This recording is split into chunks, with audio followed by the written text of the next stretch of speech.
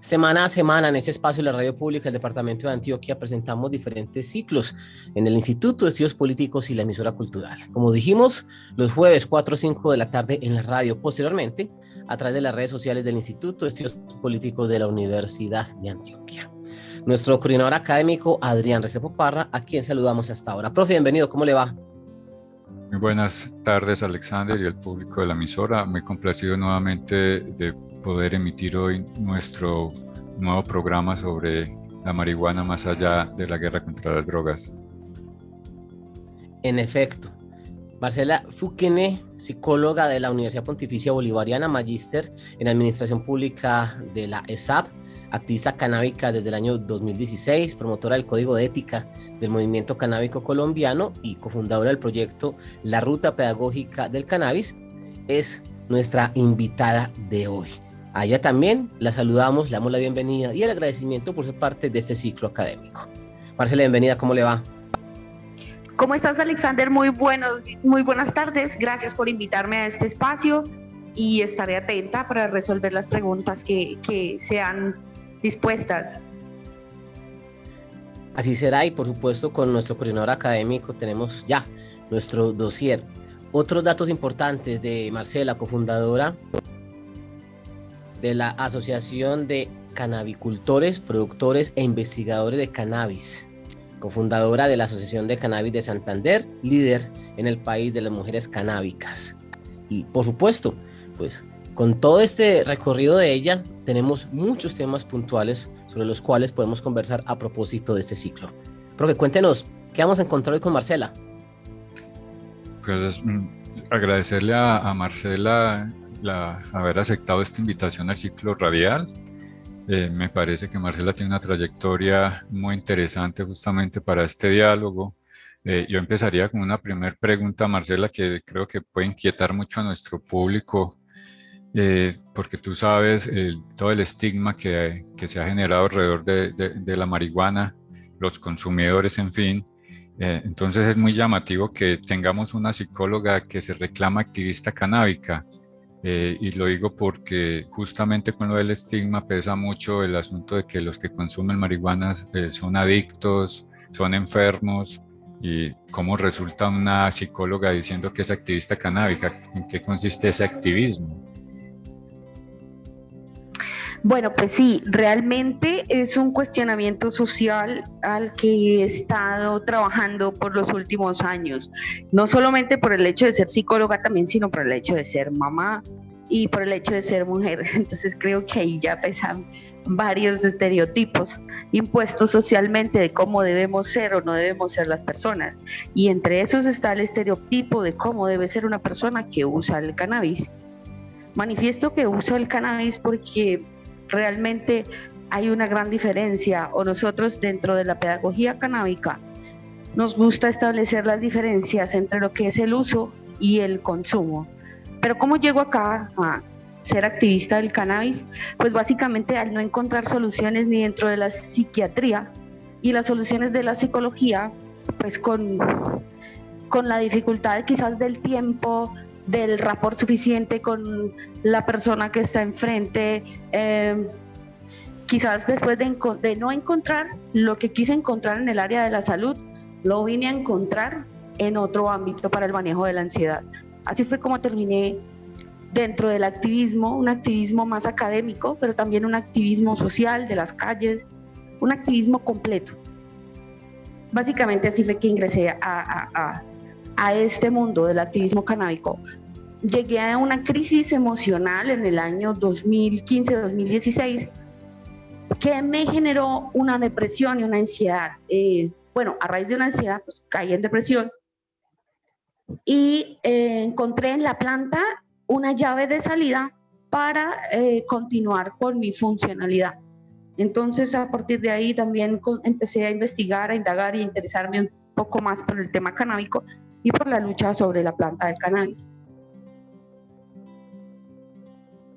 ¿Qué te significó empezar a hacer esos consumos? ¿Qué te decía tu familia, justamente por lo que tú señalas, no solamente mujer, sino madre de familia? Bueno, pues al principio Mi madre Te me decía preguntaba, Ilia justamente ya. sí, mi mamá me decía, hija, ¿cuándo la voy a ver en las calles? Mi papá decía, hija, ¿sabes lo que estás haciendo? Le dije, sé lo que estoy investigando. Me oculté por mucho tiempo, ¿sí? Me oculté porque tenía un autoestigma, pero en la medida que mi salud, mi funcionalidad, al conocer toda esta comunidad, pues adquirí más fuerza, conocí más personas que tenían las mismas experiencias y me di cuenta que realmente el estereotipo de marihuanero que tienen se tiene que recalificar. Con el tiempo, ya cuando mis papás vieron el resultado de todo el proceso, porque dentro de la pedagogía canábica está evitar los policonsumos. Esa pedagogía es promovida por el doctor William Calderón de la Universidad Industrial de Santander, el cual lleva unas investigaciones súper interesantes sobre el estigma y el autoestigma en personas con depresión y ansiedad, o cómo, en cierta forma, el autoestigma también aumenta la sintomatología ansiosa. A partir de todo ese aprendizaje, pues empecé un proceso de dejar el policonsumo. Llámese policonsumo las diferentes sustancias que generen una psicoactividad diferente a la que tú estés usando. Por ejemplo, la mezcla de la Coca-Cola y la mezcla del café, como lo hacen quizás algunos universitarios para mantenerse despiertos. La mezcla del alcohol con la marihuana se utiliza mucho y genera unas pérdidas mentales muy grandes que después terminan siendo lamentables.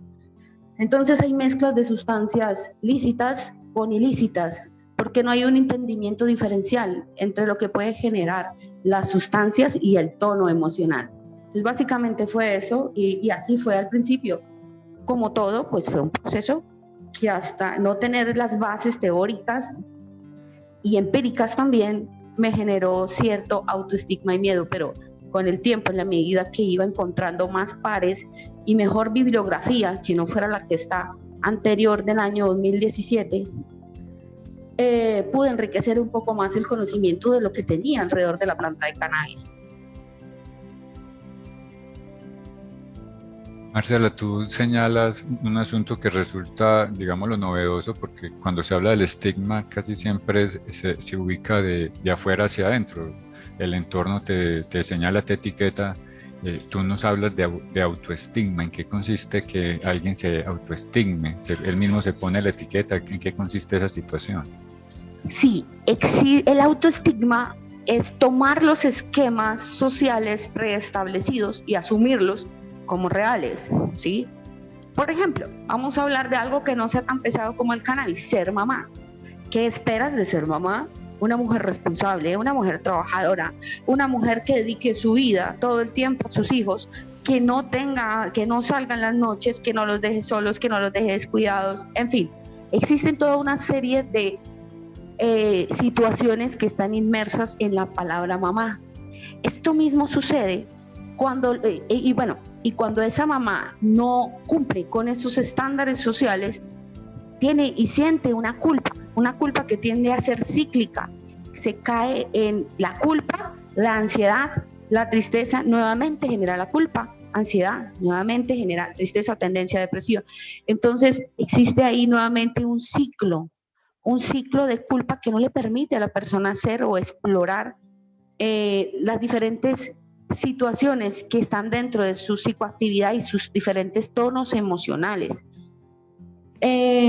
Ahora hablémonos dentro del cannabis. Dentro del cannabis accede mucho, dentro de la marihuana, el mundo de la marihuana, se accede con desinformación. Y esa desinformación ya está solidificada socialmente, al punto de que cualquiera le preguntas qué es la marihuana y digo, ¿qué es marihuanero? Y te lo van a definir. Rastas, huele feo, no se baña, pobreza, ¿sí? Ya hay unos prototipos que se instauran en las personas. Una persona que no es responsable, que no es profesional. Ahí la persona se cree la historia y se siente culpable de usar el cannabis y sentirse bien. Pero ahí es donde está la clave. La clave está en reconocer que existe un sistema endocannabinoide Y la clave está en reconocer que la planta y los diferentes cannabinoides al ingresar al cuerpo generan un efecto de entourage, un efecto de equilibrio para esa persona. Pero está dentro de la misma clasificación de las drogas. Entonces es difícil comprender y pensar que esto me está haciendo sentir bien. Y otra cosa, como lo tengo dentro de la misma bolsa de las drogas, pues lo combino con otras drogas. Entonces salgo, me tomo unas copas, me fumo un porrito, vuelvo otra vez, me pego una línea, tomo otras copas, ¿sí? Cayendo en el ciclo de una psicoactividad no premeditada, una psicoactividad desbordada, y obviamente en esos choques entre las sustancias que inhiben, excitan y deprimen, haciendo que neuronalmente genere esto un choque mucho más grande y un deterioro mucho más rápido. Entonces, el no acceder a la planta desde el conocimiento, sino desde las drogas, pues lleva implícito una serie de conductas. Muchas veces ves a la gente dando, uy, hola, parce, ¿qué tal? Que no sé qué. Y todo el mundo dice, uy, marihuanero. No, es que existe un estereotipo que tú también estás alimentando o que se está alimentando diariamente en la medida que la persona se cree el cuento, que por utilizar la marihuana no va a ser funcional. A eso me refiero con autoestima. En ese sentido, con los programas que hemos realizado, encontramos, por ejemplo, con el activista, aquí tuvimos la posibilidad de entrevistar a David Ponce, que es un líder nacional de las marchas, y él nos señalaba de que se hace muy difícil salir del estigma o tener acceso a información sobre los consumos, justamente porque la política de la prohibición no lo permite. ¿Cómo logras tú percibir ese enfoque de la política nuestra? ¿Sí se le puede atribuir a ese enfoque de la prohibición y a la guerra esa situación, o tú has encontrado que juegan otros factores? Profesor, te voy a hacer una analogía y va a sonar incluso un poco fuerte. Muchas veces vamos por la calle y necesitamos un baño y llegamos a una cafetería y dice fuera de servicio. Ese baño se encuentra tapado, pero está la prohibición de entrar. Es posible que una persona en medio de su urgencia se salte la prohibición y lo use. Si ese baño no se limpia, no se intercede, no se interviene, pues no va a dejar de estar tapado. Eso es la prohibición. La prohibición es ocultar algo que es un hecho real que está sucediendo y que al no abordarse, pues genera una serie de conductas y una serie de dinámicas sociales en torno a esa prohibición, ¿sí? De hecho, la misma historia nos comenta cómo hubieron personas que llegaron a ser también habitantes de calle o a dejar sus dinámicas de vida en la época en la que estuvo prohibido el alcohol, y en esa misma época no estaba prohibido el cannabis. Y se encontró que había una relación entre ese prohibicionismo, porque es que el prohibicionismo también lleva a todos unos esquemas de lenguaje y unos esquemas sociales que las personas se ponen como una investidura. Entonces, en ese sentido, tiene mucha razón. Te voy a poner otro contexto. Brasil, año 2021. Salió un video de unas chicas que le estaban dando un porro de marihuana a una menor de edad. Fue un escándalo, obviamente, por obvias razones, los ojos se pusieron sobre ellas, pero no siendo esto suficiente, pasaron 2-3 semanas y estas chicas terminaron siendo acribilladas. Más de 200 balazos les dieron a estas chicas, fulminándolas completamente, porque la prohibición hace que el otro se sienta con el derecho de agredir sobre las otras conductas que se creen dignas de ser señaladas. Si está bien, está mal la conducta de estas personas, pero no tenían que llegar al punto de un asesinato con sevicia. Lo mismo está sucediendo aquí en Colombia, o lo mismo ha sucedido a lo largo de la historia.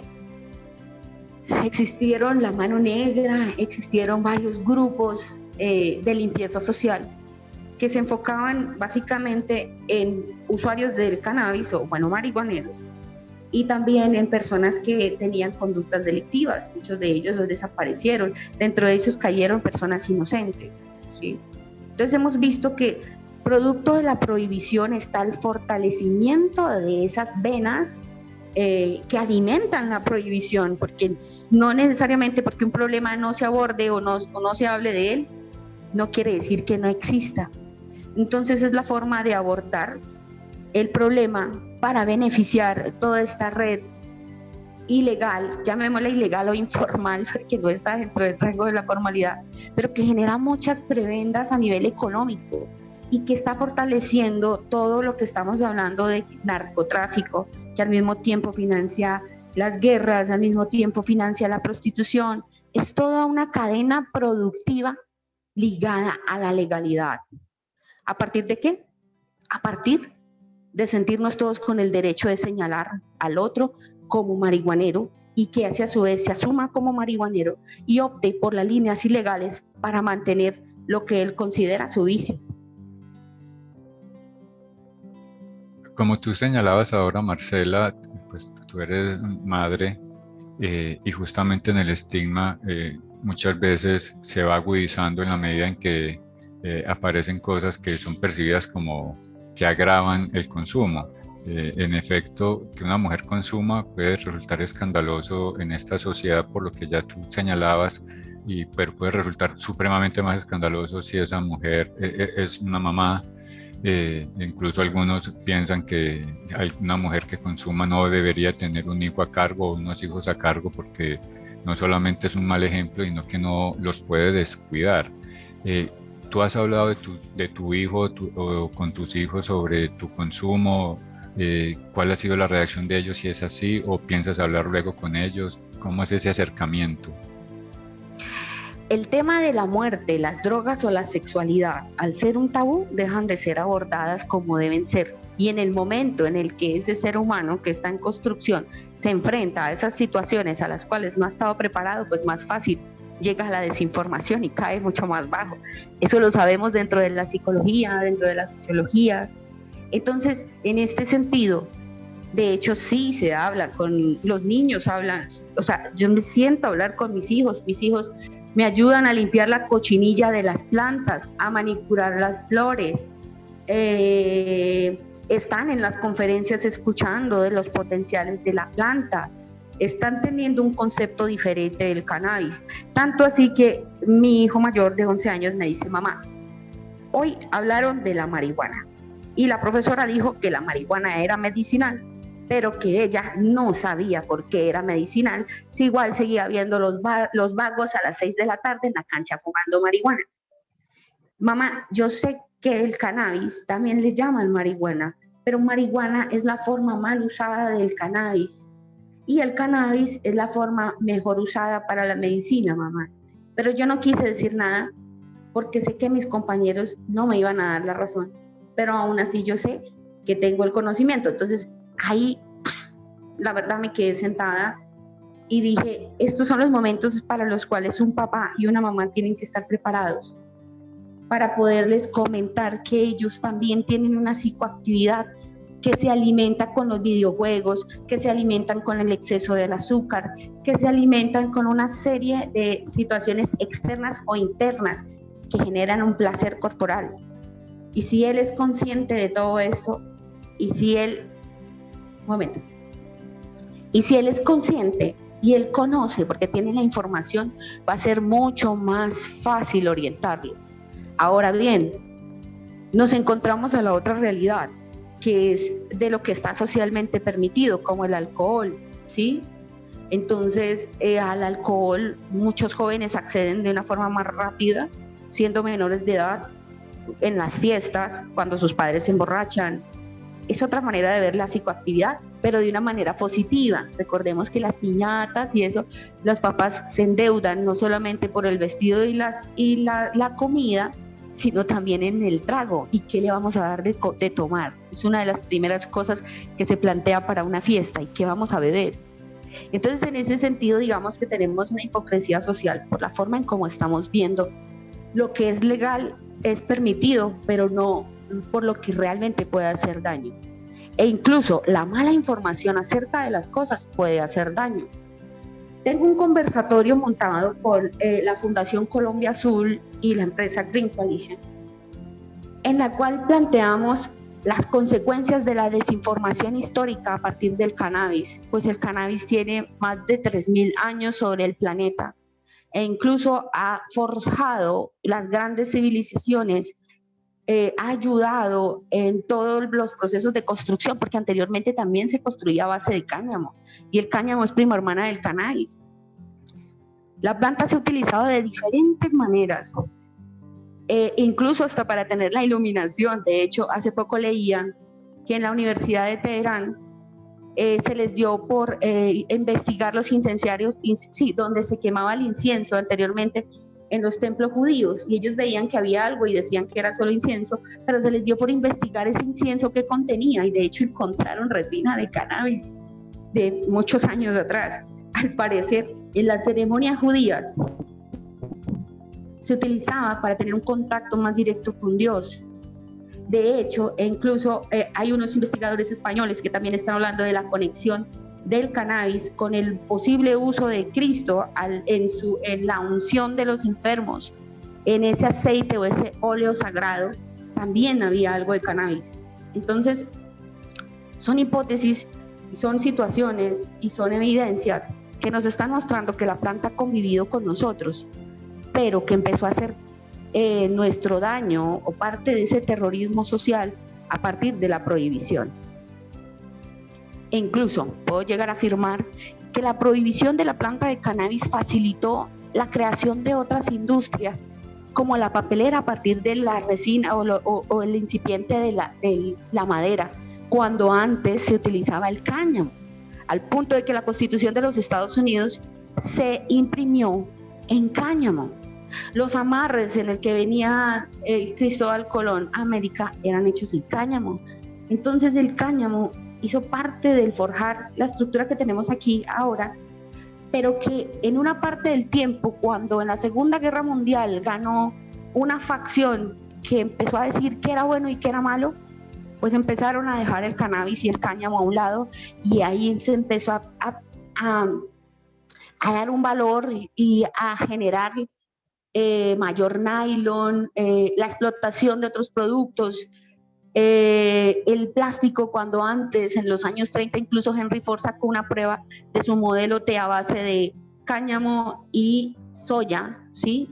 Y vemos que el plástico de cáñamo es muy, muy, muy resistente. Entonces también pudimos ver que dentro de la maquinaria de este mundo, en las grandes mentes que se ingenian qué se debe y qué no se debe hacer, pues también se generó este prohibicionismo para dar apertura a otras industrias que puedo decir con gran tranquilidad que en este momento nos tienen al borde de la basura y en medio de quizás un caos climático.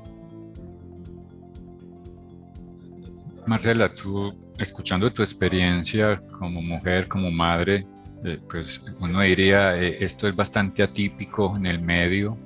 Sin embargo, tú no estás sola en la medida en que una de tus funciones es ser líder nacional de las mujeres canábicas. ¿Cómo se gesta una red nacional de mujeres canábicas? ¿En qué consiste?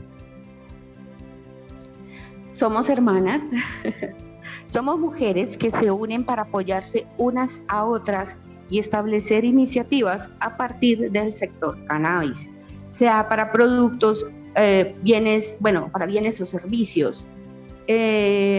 Las mujeres canábicas son una agremiación social, o es una agremiación social que se crea aproximadamente en el año 2015 con Pilar Sánchez y otras chicas de Bogotá que empezaron a trabajar todo el tema de cannabis.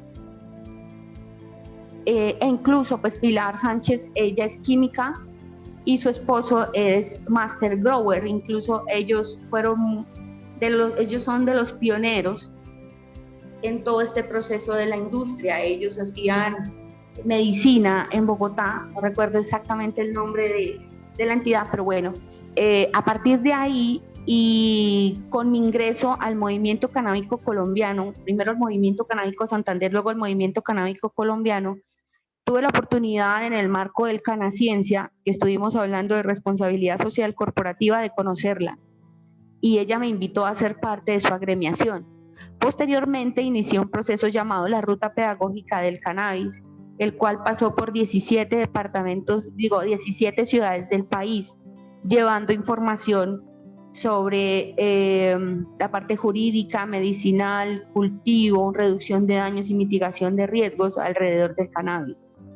Esta ruta fue exitosa y en cada paso y en cada sitio que iba, pues iba conociendo una mujer que estaba afín al cannabis, más que por su consumo, por su producción, por su emprendimiento.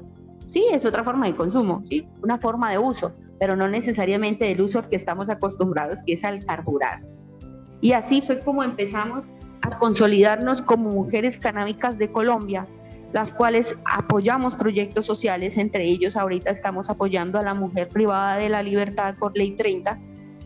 Estas mujeres que también al salir de la privación no tienen un empleo, salen con la culpa social, con un autoestigma mucho más grande y una tendencia a la ansiedad y la depresión que las acompaña.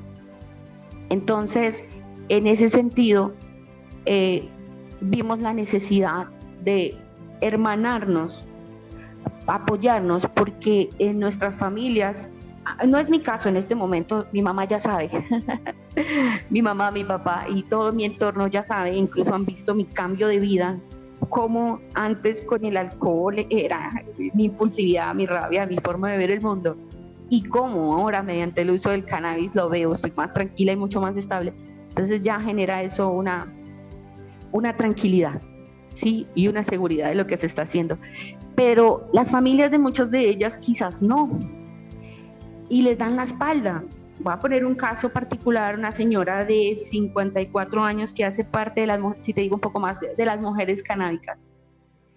Esta señora estuvo privada de la libertad por ayudarle a su hijo a hacer unos brownies que tenían cannabinoides, no eran tan altos, pero pues todos los cannabinoides son juzgados mientras hay conocimiento. Y ella duró 4 años en la cárcel. En el año pasado, esa señora estuvo casi a punto de morirse, fue a la UCI y pues empezamos un proceso de recogerle fondos en el marco de un evento en Medellín y se le pudieron llevar estos insumos que se recogieron. Ella salió de la cárcel y como acto de agradecimiento este año pudo ir presencialmente y fue un acto incluso de reconciliación social, porque cuando ella sale de la cárcel, su hermana le dice que tiene que olvidarse de todos los temas canábicos y su hijo es uno de los principales líderes canábicos, incluso aún estando privado de la libertad, le dieron la libertad hace poco, pero él dentro de la cárcel también hacía trabajo de pedagogía canábica y pues su hermana y su familia le estaban obligando a que se olvidara el tema del cannabis. ¿Qué era el cannabis para esta señora? Para esta señora usar el cannabis es dejarle el nivel de ansiedad, rebajárselo, bajarle el nivel de deseo de consumo de otras sustancias, es su acompañamiento y ella no quiere dejar el cannabis, sino que al contrario, quiere usarlo de otras maneras mucho mejores. Entonces ella usa las goticas para apoyarse, pero también usa el carburar, fumar, combustionar, como le llamemos, o incluso vaporiza cuando necesita algo más tranquilo, no más profundo ni que dure mucho tiempo, porque también dependiendo de cómo se use, dura más tiempo en el cuerpo y genera diferentes sensaciones, ¿sí? Por lo general, la combustión con una cepa de alto nivel de THC, pues sí, genera que la persona se vuelva un poco más lenta, no responda de la manera que se activa, consciente, en fin. Pero también hay cepas o hay plantas que no tienen una concentración de cannabinoide THC más alta, sino que la tiene baja y que pueden ser muy funcionales para las personas. Entonces, a partir de aquí es como te digo, que sale la necesidad de hermanarnos, más que como rechazarnos o reprimirnos como un culto, es de acompañarnos, de ser amigas, de apoyarnos y generar proyectos sociales que tengan impacto. Conmigo están abogadas, médicas, enfermeras, artistas, artesanas, empresarias, mujeres de grandes compañías del sector público, del sector privado, del campo, étnicos, grupo LGTBI, en fin, somos muchas que tenemos algo en común. Nos identificamos como mujeres usamos la planta de cannabis y somos colombianas. Entonces, por eso quisimos mantener Mujeres Canábicas de Colombia como un movimiento social, y a su vez está conformada de muchas organizaciones jurídicas, empresas, productos, en fin, y así es como nos estamos soportando. Y estas a su vez han creado otras organizaciones. Entonces, hace poco nos unimos con FEMUC, la Federación de Mujeres Canábicas de Colombia, para que junto con Mujeres Canábicas de Colombia como movimiento social y FEMUC como figura jurídica, empecemos a trabajar los proyectos sociales nacionales de mujer canábica. Marcela, cuando uno te escucha con esta reflexión, uno diría, pero todos los canábicos han sido perseguidos, excluidos, eso ya lo hemos hablado. ¿Por qué las mujeres encuentran que hay algo especialmente en eso, como mujeres? Lo voy a poner en otros términos. Ustedes viven el machismo, se puede llamar machismo, y los conduce a eso, a tener que organizarse como mujeres. Viven ese machismo tanto de afuera con los prohibicionistas como adentro con algunos activistas. Sí, eso es muy marcado, y detrás de cada proyecto exitoso del cannabis vas a encontrar una mujer que no está hablando de sus logros, que de hecho están en Mujeres Canábicas, ¿sí? Mujeres que están detrás también de esta industria y no son visibilizadas. En parte puede ser voluntariamente para que la sociedad no las señale, para que la sociedad no diga, ay, esa señora está con su... Bueno, en fin, es que incluso dentro del grupo de nosotras han estado mujeres que le han quitado sus hijos por pertenecer a una comunidad LGTBIQ, y eso es completamente injusto.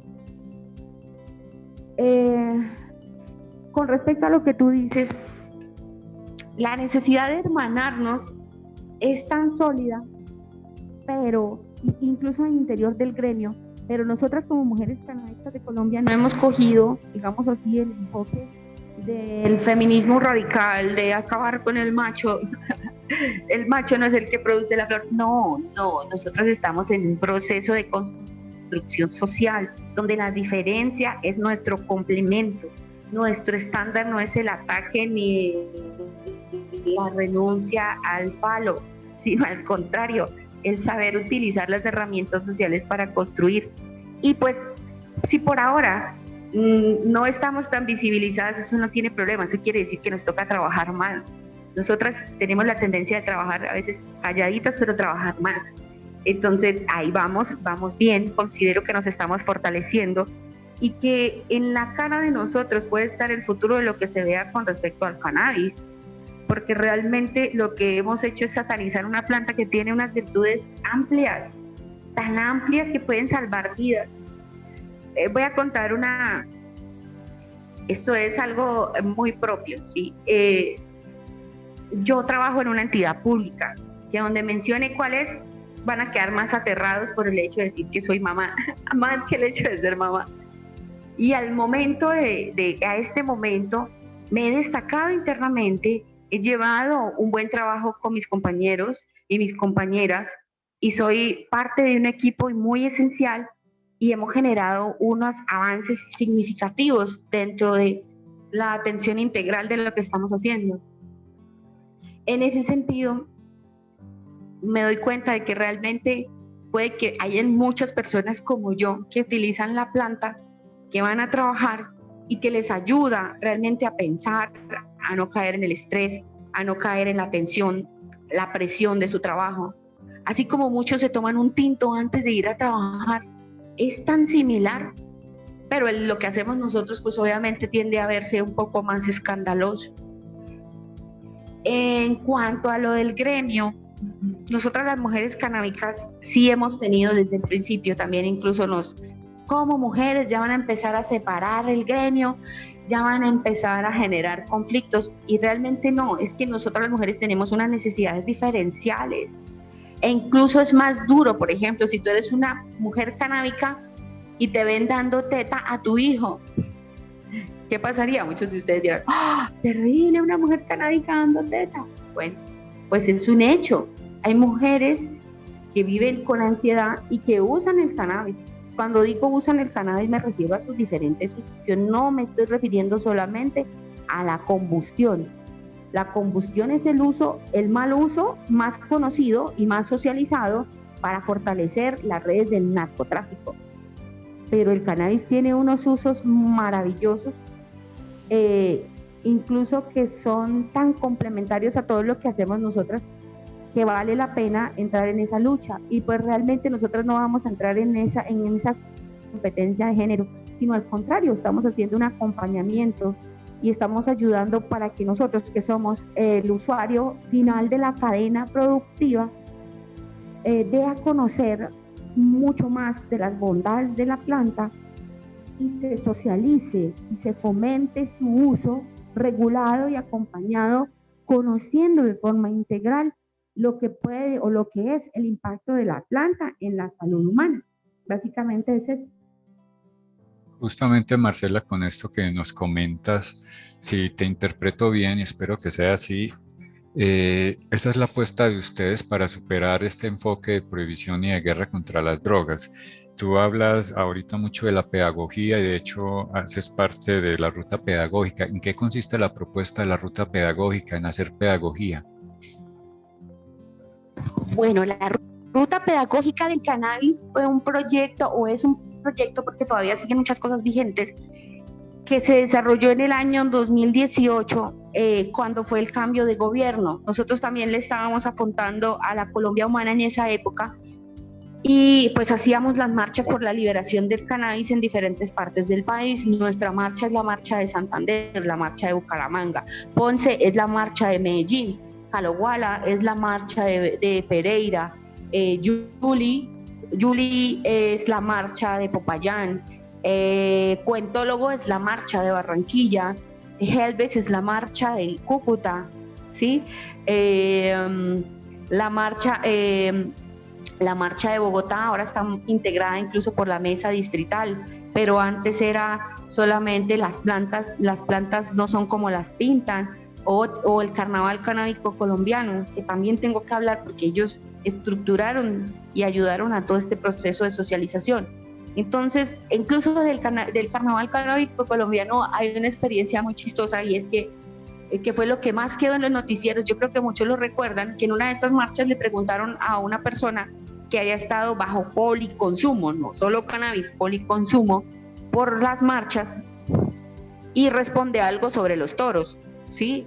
Y pues el estigma se fortaleció mucho más por medio de las redes de comunicación, pero no entrevistaron a las personas de la logística, no entrevistaron a las otras personas que estaban detrás con el verdadero mensaje de lo que eran las marchas. Pero bueno, finalmente en el año 2018 veíamos que con el gobierno de Duque nos iban a dar más duro en las marchas y cada vez nos estábamos volviendo más masivos.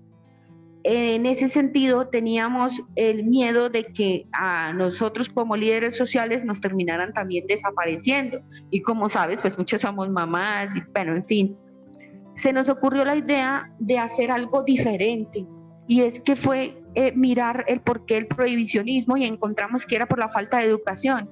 Así que creamos lo que fue irnos de ruta por Colombia, dando pedagogía canábica como una forma disruptiva diferente a las marchas, empezando un activismo científico, un activismo más consciente, más allá de ir a gritar o fumar, sino sí ir a llevarle a todos los municipios de Colombia o a los que nos quisieran acoger el conocimiento sobre el uso informado, la reducción de daños y riesgos del cannabis y las potencialidades de la industria.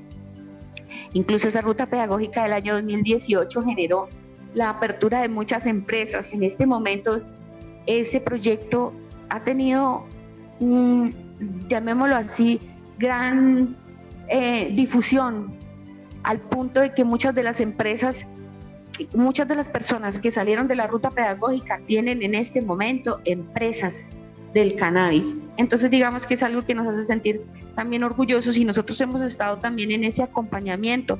Posteriormente creamos la Asociación de Cannabicultores, Asocanacol, a partir de la ruta pedagógica, como una forma también de impulsar y ayudar a estos empresarios del cannabis que se sentían abandonados y con una incertidumbre muy grande. De ahí empezamos como otra etapa del partido. Empezamos con las marchas, pero terminamos con la asociatividad y ahora con el empresarismo. Cuando dijimos lo de la asociatividad, pues empezamos con Asocanacol a hacer debates en el Congreso, a ir al Congreso de la República a hacer reuniones gremiales para generar documentos que llegaran al gobierno y pudieran tener una incidencia. Ya a estas alturas, digamos que se dio una lucha muy grande documental y en esa transición también tomamos la decisión de fortalecer y crear las cadenas productivas. Entonces se creó la cadena, o ya estaba en marcha la cadena productiva del Cauca y decidimos crear la cadena productiva de Santander. También estuvo la del Valle del Cauca, pero la del Valle del Cauca no fue por incidencia nuestra. Pero la de Santander sí. Así fue como llegamos nosotros a Santander y en el año 2019 en Bucaramanga reunimos a los empresarios y empezamos a montar el nodo Santander de la cadena productiva, que ya está firmado y es uno de los primeros nodos en crearse en Colombia. Entonces nuestro proyecto inicial con pues, mi compañero y con los grupos de base con los que iniciamos, que fue el Movimiento Canábico Colombiano, queríamos ayudar a impulsar una política pública de abajo hacia arriba y creo que hemos logrado algo muy significativo, aunque la gente no conozca realmente la historia. Pero empezamos con una ruta, con unas marchas que luego pasaron a ser una ruta pedagógica, que luego estuvieron con sus brazos y ramificaciones complementando y dándole fuerza a una cadena productiva y que a su vez están dando fuerza a ese espíritu político que en este momento está ayudando a impulsar lo que es el uso adulto. Entonces, eso es la pedagogía del cannabis. Es conocer la planta, sus potencialidades, sus riesgos y daños al ser utilizada de X o Y manera y su acceso, el poder tener un acceso informado y que sepamos cuál es la cadena productiva de lo que estamos consumiendo.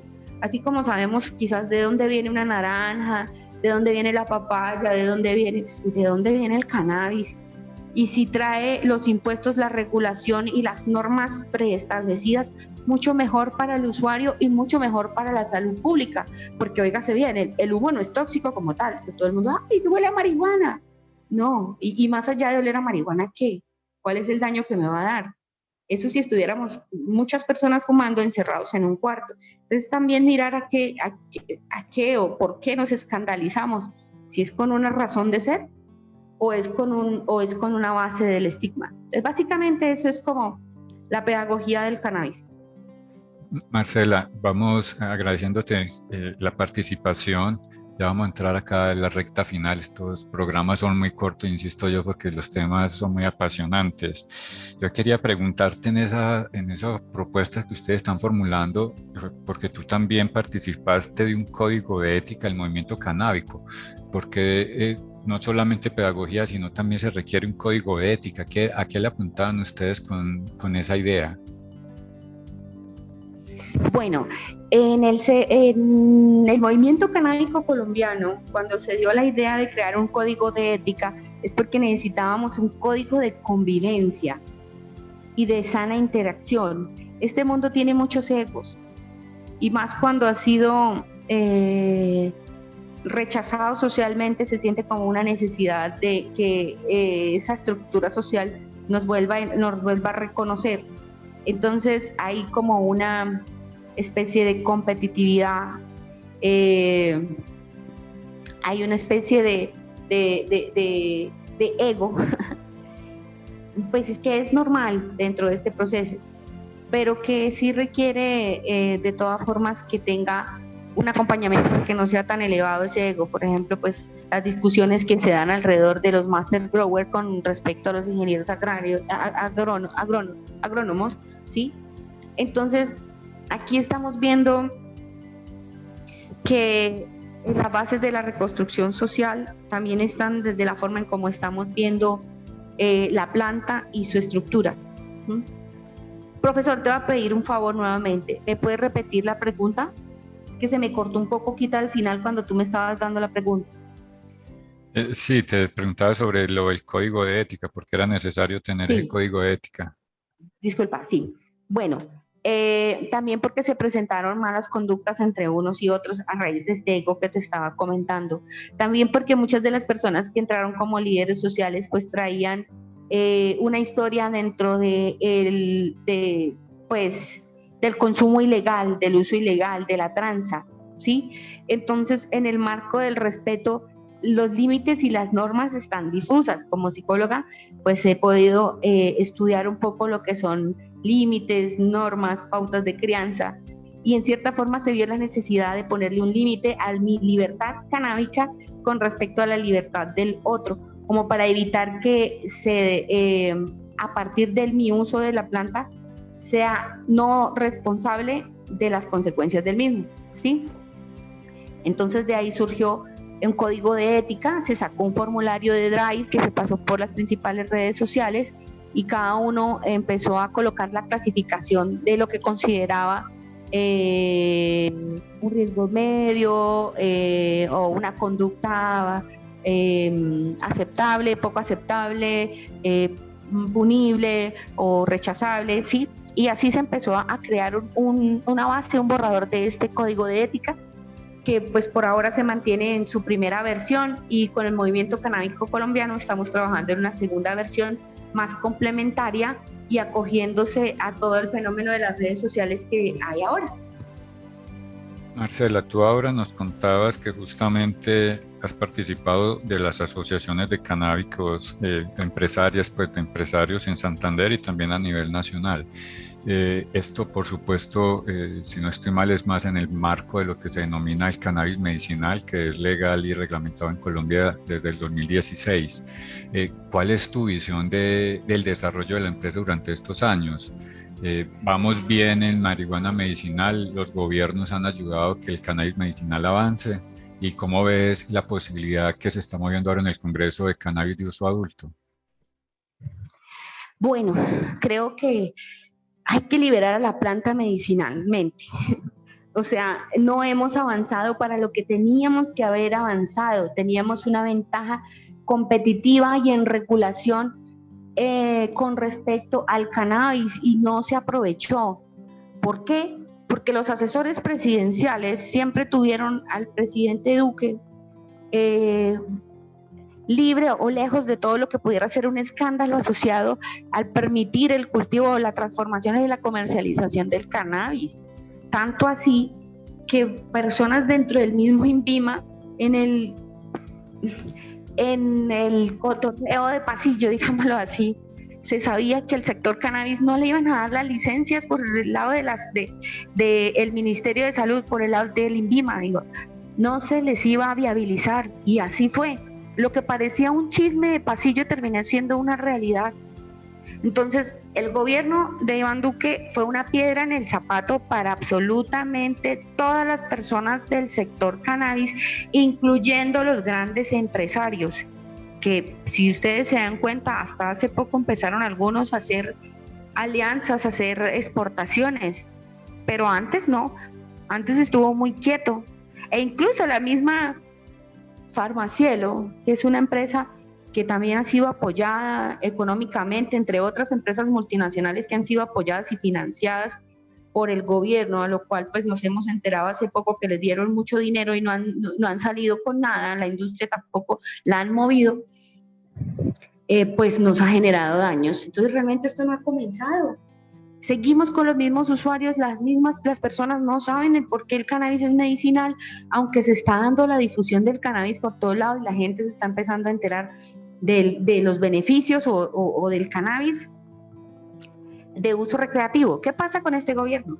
Que este gobierno entra con más conocimiento del uso recreativo que del uso medicinal, y entonces empieza a hacer unas afirmaciones que hace que entren en choque interno con algunos empresarios. ¿Cómo así que ahora van a dejar cultivar sin licencia? Cuando, por ejemplo, una licencia de cannabis no psicoactivo está como en 13 millones de pesos, mientras que una de cannabis psicoactivo creo que está en entre 24 y 32, no tengo claro ahorita la tarifa, la escala tarifaria de este año, sin contar todo lo que es el proceso documental, de levantamiento documental. Súmale ahí otros 10, 15 millones de pesos. Eso para empezar. Lo otro es que si la tierra del cannabis no es tuya, pues te toca arrendarlo. Y eso es como tener un taxi parqueado por fuera de la casa comiendo gasolina con el taxímetro encendido, tan igual como eso.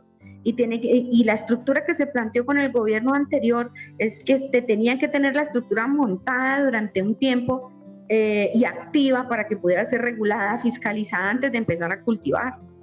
Eso fueron las licencias. Y después nos vinimos a enterar de que no iban a dar ninguna licencia antes de un año. ¿Por qué? Porque es que a nivel interno también rotan el personal. Y a la gente que llega nueva no conoce qué es esto, y muchos llegan con el estigma, pues tampoco les conviene o no se mueven para hacer los papeles. Pero básicamente, para sacar una licencia, el tiempo mínimo es un año.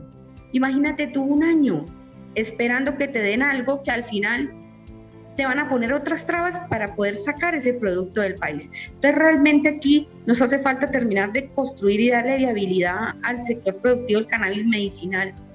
Dentro de mi empresa Green Coalition hace poco, hablaba con un broker de Alemania y me decía: Marcela, necesitamos 250.000 toneladas de cannabis para Bangladesh. Ay, qué maravilloso sonó eso. Pero el ver que internamente no existe como tal una empresa, porque esto no lo puede hacer una sola empresa, tiene que haber una cadena productiva ya bien establecida que pueda dar respuesta a la cantidad de cannabis que necesitan afuera. Ahora bien, no solamente la cantidad de cannabis que necesitan afuera, no se ha socializado para aumentar la demanda de la cantidad de cannabis que necesitamos aquí adentro. La gente todavía no sabe que si no puede dormir, se puede tomar unas 3 o 4 gotas y puede dormir plácidamente. La gente no sabe que si tiene ansiedad, miedo, el tucutucu, eso que tiene en el pecho, con unas gotas de cannabis le pasa. La gente no sabe que si tiene un hongo, con cannabis le pasa. La gente no sabe que si se quema con la olla, con aceite de cannabis le ayuda. Las mujeres no saben que un desmaquillador espectacular es el aceite de cannabis. Tampoco saben que se han desarrollado productos para los golpes. Como tú sabes, yo tengo hijos y mis hijos se han caído y se han golpeado. ¿Y qué vienen a utilizar? Crema de base de cannabis con cannabinoides, con CBD. Y los morados, los chichones desaparecen en menos tiempo. Entonces realmente tiene muchos beneficios a nivel medicinal que no se conocen. Y ahora vamos a hablar del cannabis recreativo. Solamente pues sí, lo entiendo realmente por parte del gobierno nacional. Es una apuesta que se tiene que hacer para empezar a informar y educar alrededor del cannabis, al mismo tiempo que tenemos el fortalecimiento del brazo económico por este mismo sector. Entonces yo creo que nos hace falta terminar de regular el cannabis medicinal para darle mayor apertura y continuar con el cannabis recreativo. Marcela Fune, que nuestra invitada en el programa de hoy, quiero despedir este programa con una pregunta que suelo hacerle a nuestros invitados, y es porque parte de la problemática es que un padre, una madre de familia, cuando se entera de que su hijo está consumiendo cannabis, casi siempre termina eso muy mal, en el sentido de que los reprenden, los castigan físicamente e incluso al punto de echarlos de la casa. ¿Cuál sería cuanto a la experiencia que tienes y demás, qué les podrías decir a esas madres, a esos padres de familia si descubren que sus hijos consumen cannabis? Invitarlos a una escuela de padres canábicos, de padres para hijos canábicos, porque realmente le hace más daño el miedo a lo que puede llegar a ser que lo que realmente puede ser.